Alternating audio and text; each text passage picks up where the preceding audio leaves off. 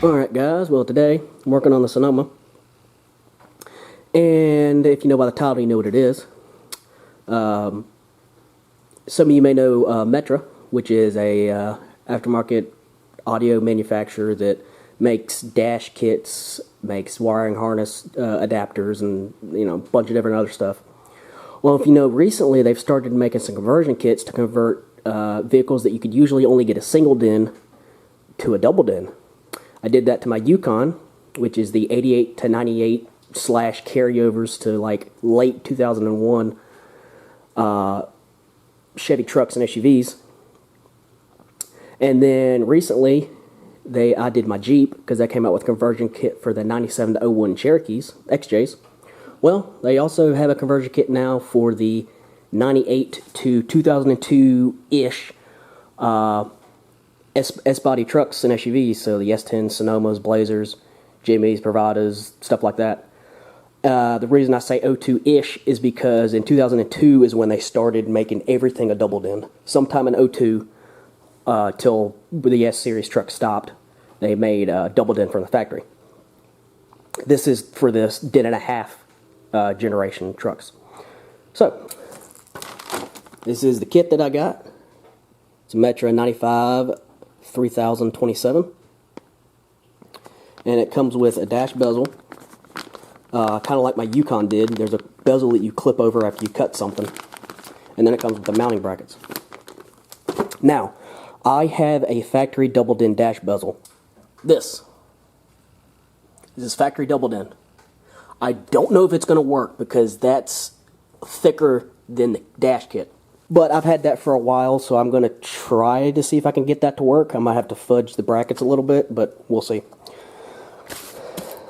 Also got radio bypass. I got antenna adapter, which I don't need because I already have it, and I got a wiring harness. Now, I'm a Pioneer guy, and I would have got another Pioneer, but I had just bought a stereo for the Jeep, and as of right now, this will be a carryover. This is also a media receiver only, so it's really thin. So that should make install a lot easier. But I will eventually upgrade to a Pioneer in the future. This is just a carryover so I can have a double din. And then I got another backup camera. I'm not going to do an unboxing or anything of this. Pretty much, there's other videos and stuff out there of it. But I'm going to go ahead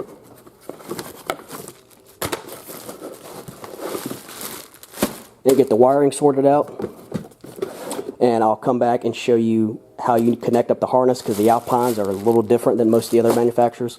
So I'm going to go ahead and take that, wire it up to this, wire it up to the bypass, and I'll come back and show you what it looks like. Alright, here's actually what's included with the Metra kit. You get the little dash piece, you get 2 tabs, then you get the wiring harness, or not the wiring harness, the instructions, and it's fairly straightforward. You cut behind the dash right there, which I shouldn't have to do because I actually have a shallow mount radio, but I'm going to cut it anyway for demonstration.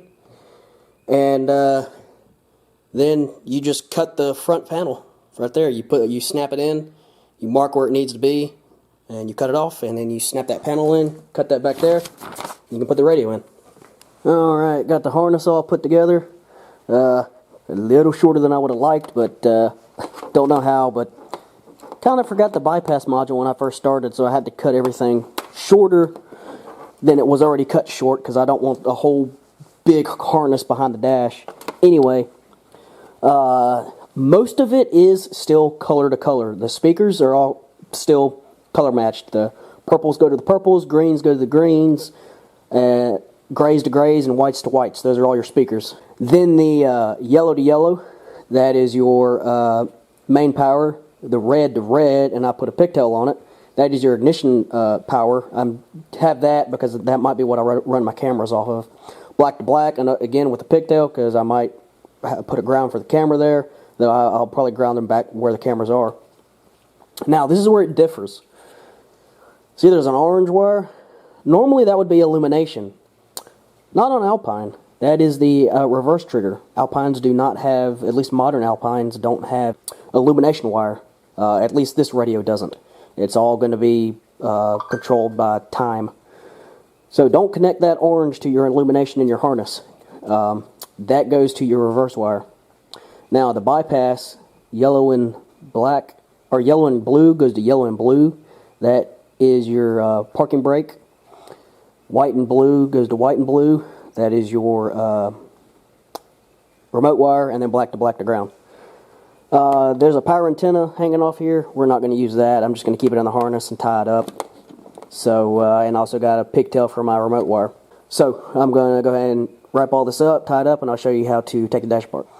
Alright. Got it all taped up now. Got my reverse wire hanging out so I can tap that in when I need to.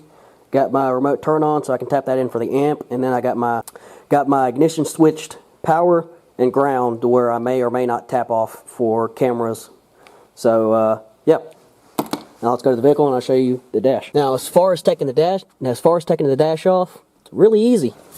There's a screw up in here, or a bolt up in here. Take that off. And then all you do down here is there's a screw here and a screw here. On this hush panel, there's also another bolt there and a bolt there. So there's 4 bolts on the hush panel. They're all 7. And then this should pop down like that. And then there's the bolt you need to get to. And there's the other bolt you need to get to. Right there. And then once you get those 2 off, this whole piece just pulls back. You just have to disconnect your headlight harness. If you have four-wheel drive, disconnect your four-wheel drive, disconnect your passenger presence airbag, and then everything else just pulls back. Alright, I already got these 2 bolts right here loose. I've already popped this down. There's 4 bolts. It just pulls out a little bit. And there's 2 bolts there. Pull that down, turn the key on, go all the way down. You just start pulling somewhere, and it just pulls back.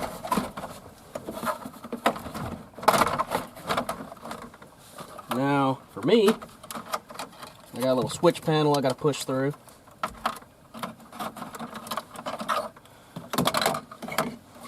I also have airbag to deal with.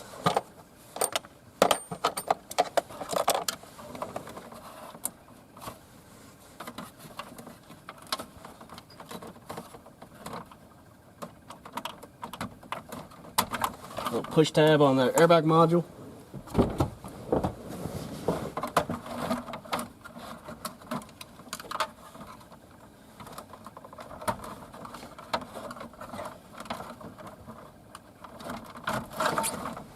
Same thing for the lights. Now, just lifts up and out of the way.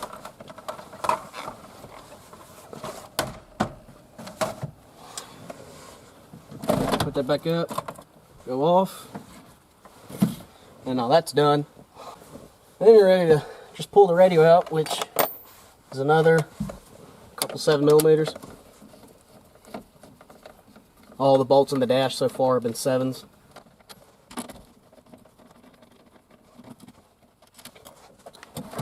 And you can pull your radio out. And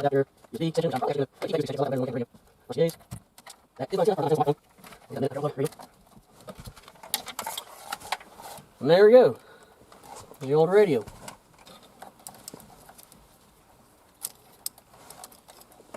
Here's the old microphone.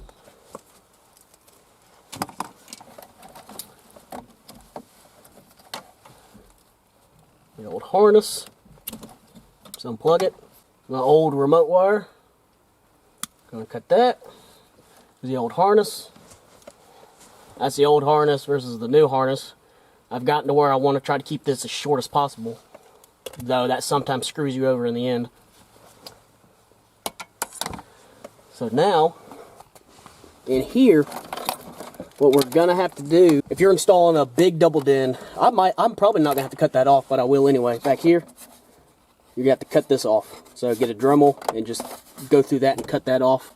I need to double check to see how much you got to cut because there is a wiring harness running through there. So I'm going to go ahead and double check that and be back.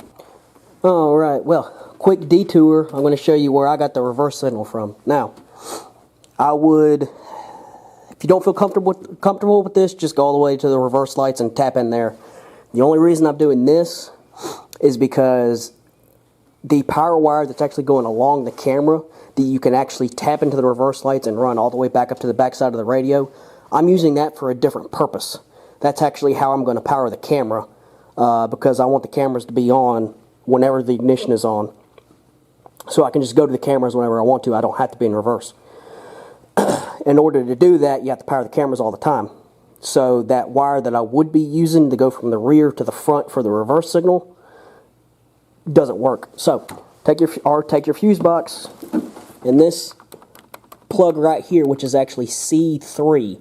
It's a red plug. There's a little 7 millimeter bolt on the back. You can take it off, or it's the wiring harness that actually runs, one of the wiring harnesses that run down here. And what you're looking for is this bright green wire. That bright green wire right there, it's with another green wire, but only the bright green wire. That bright green wire I tapped into, that's the reverse wire. So that's what I'm going to use. Alrighty, and from the instructions, yep, pretty much that entire spot needs to be taken off. There's that whole area removed. Now there's actually something bolted into that from the back side, so you got to be careful with that. But anyway, I'm going to start chopping. I guess I'm going to just chop below here, go over, and then go up. I probably don't even need to cut it because I got a thin mount radio, but I'm going to cut it anyway because I plan on doing something bigger in the future. I actually cut it out in a couple of pieces. This is how it would be in. I'm fixing to show you in a minute.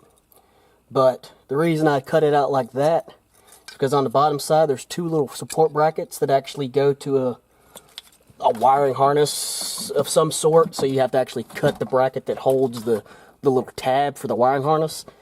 And then there's actually something else that, I don't know, looks like the heater box is bolted to the back of the dash.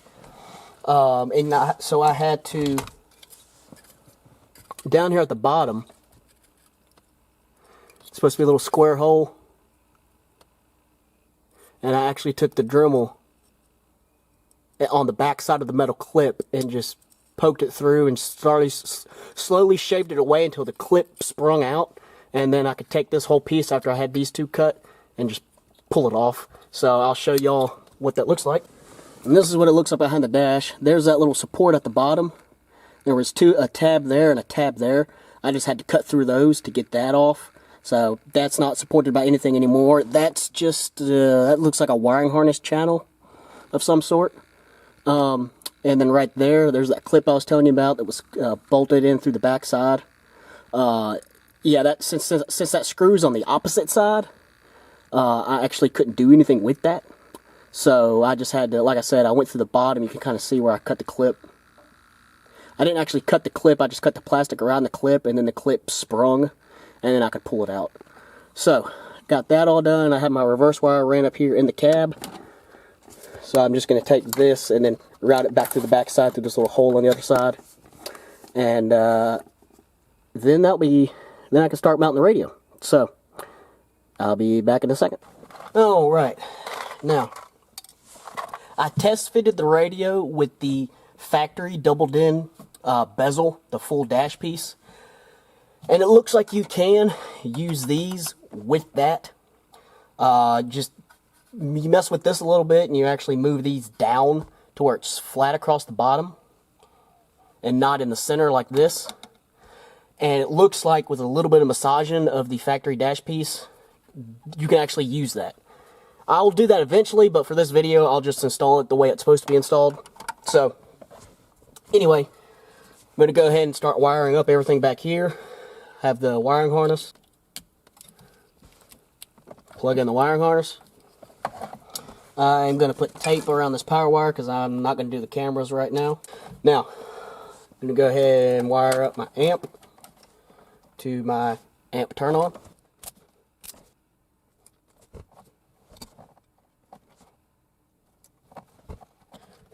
Now, this is the reverse wire.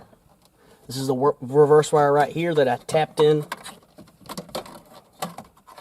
That I tapped into the fuse box. Or the wire coming out of the fuse box.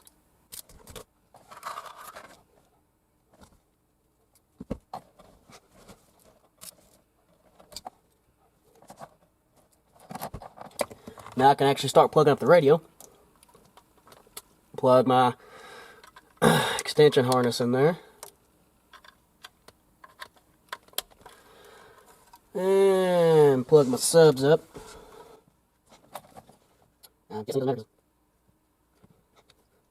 Okay, subs plugged up.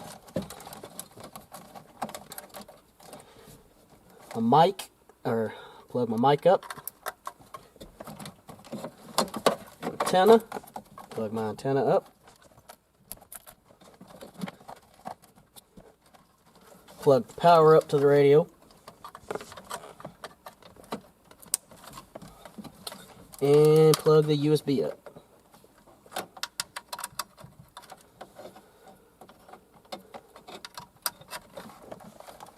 That's everything I got. So stuff it all behind the dash.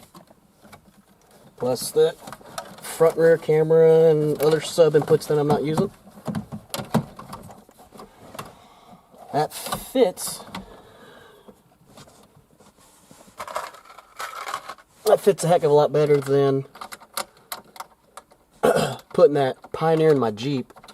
I like Pioneer, but I wish they made a high model that didn't include a CD drive.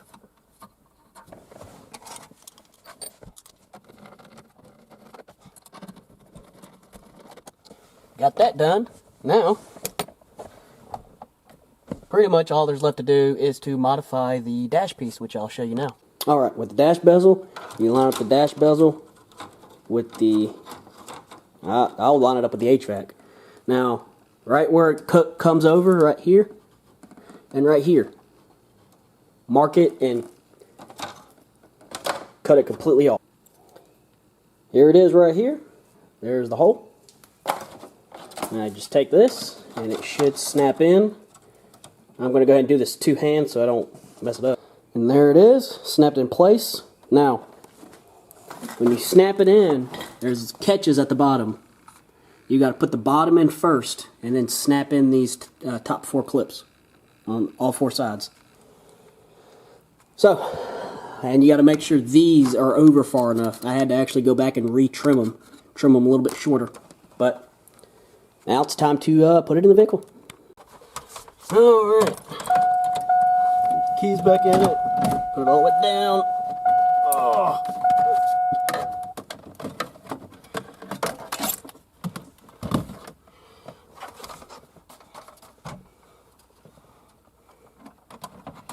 Alrighty. Oh.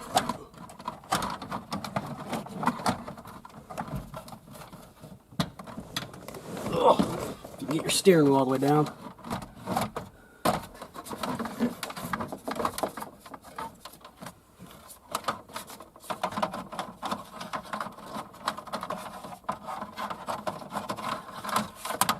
Alright. Make sure to plug everything in you have. Fog lights. Headlights. Airbag.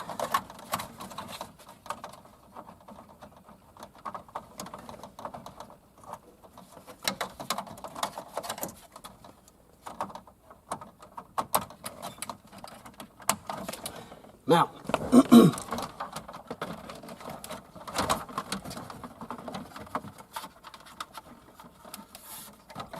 should snap in over there, should snap in over here.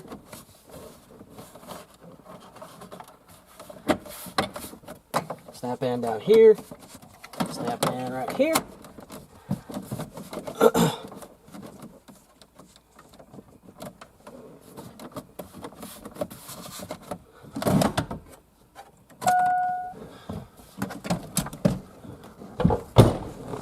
Now, radio is installed.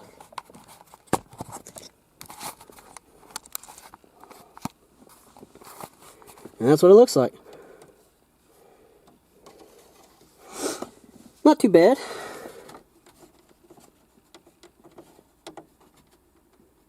I could use it's a little bit loose down here, but it's not too bad otherwise. Now, I mean, you don't have to see me do it.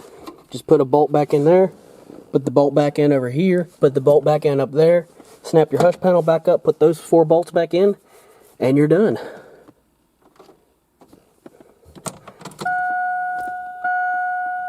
But, yeah. This kit went a lot better than the one on my Jeep. The one on my Jeep, I had to do quite a bit of finagling around with the brackets to get it to sit where I wanted it to, and it still didn't sit perfect for the bezel piece. For the new bezel piece, I got it to work, but it still seemed like it was a little too low. This one, you got plenty of room down here, plenty of room around everything, and it fits perfect. So, yeah, that's pretty much all you need to know. I'm not going to go through this radio. Like I said, there's plenty of videos online about this radio. Does the reverse work? The reverse does work, but I don't have a camera in yet. Still got to put a camera on this, front and rear, and I still got to put 2 cameras on my Jeep, front and rear. So, I guess I'll put these back together. Yeah, but like I said, you don't need to see that. It's just 2 bolts down on the side, 1 on the top, and then pop the hush panel back in. But, yeah, anyway, don't need to see that, so I'll talk to y'all later.